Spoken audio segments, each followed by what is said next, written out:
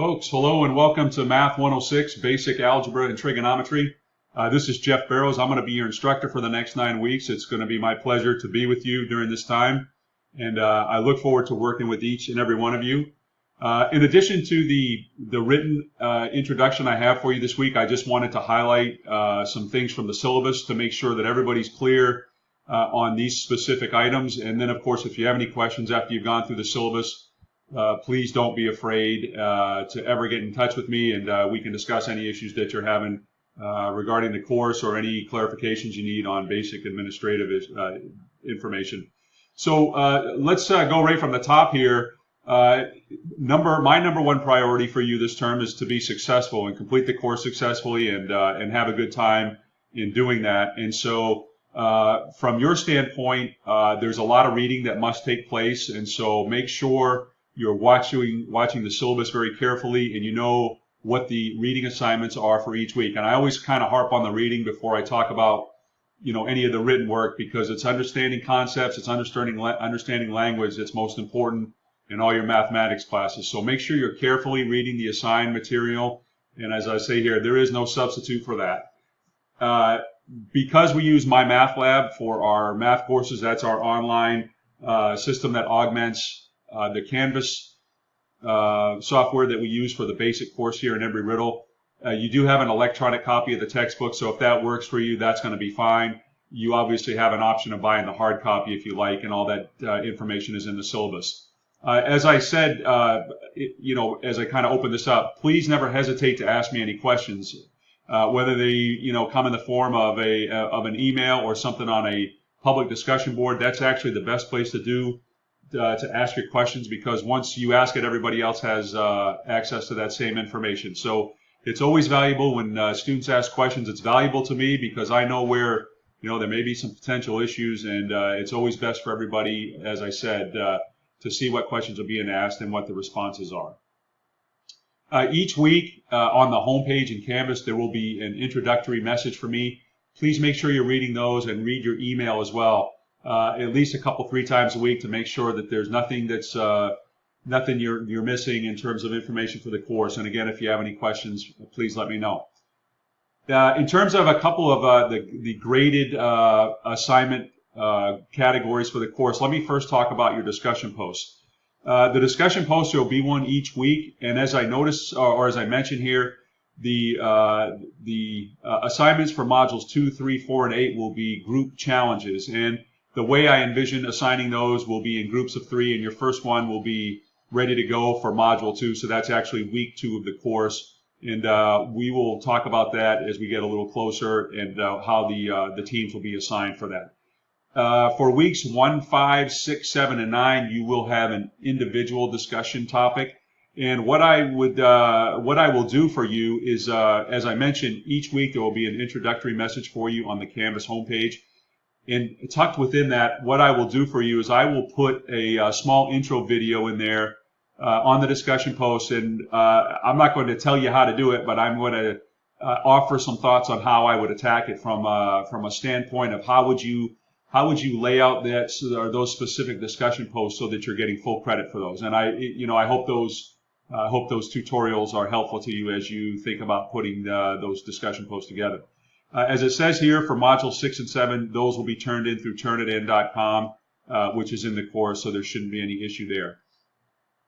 Once you have posted your discussions, whether they be individual or group projects, please do me a favor and make sure within 24 to 36 hours you check back on the discussion board, and I will let you know if you have satisfactorily completed the assignment or if I need to see some more additional information in order to finish that up. So I typically have those all, if you post something whenever you post your initial post, within 24 hours, I typically have taken a look at those and offered some feedback.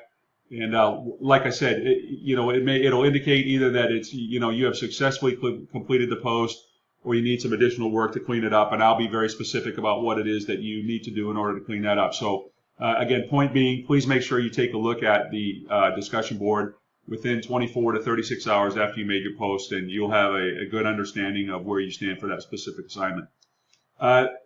obviously, you're going to have two exams. You're going to have a midterm and a final exam. And there's a couple things that I want to point out here to make sure that we're very clear about a couple things. First of all, those will be taken through My Math Lab. There will be a link to that, and everybody will be a My Math Lab wizard in terms of the access by the time we get to the midterm. In terms of your preparation, obviously the readings and the homework are probably going to be your best preparation. And again, let me reemphasize the fact that you've got to do the readings and be very diligent in the readings. There's two parts to your midterm and final exam. There's a portion that you take through My Math Lab, and then there's another portion where you're going to submit me your written work. So as you go through, let's say there's 10 problems on the midterm, as you write out each one of the 10 problems and how you solve that problem, that written work needs to come to me. And here's the key thing that I want to point out. Within 30 minutes of submitting your exam in My Math Lab, you need to have your written work scanned and sent to me. If it is not received within 30 minutes, I am not, again, according to the syllabus, I am not allowed to give you credit for the written work. So make sure your scanner is working. Make sure that you're all, don't find out within, 10 minutes after you submitted your exam that your scanner's not working or whatever. Make sure that's ready and make sure you can get that work scanned and to me within 30 minutes.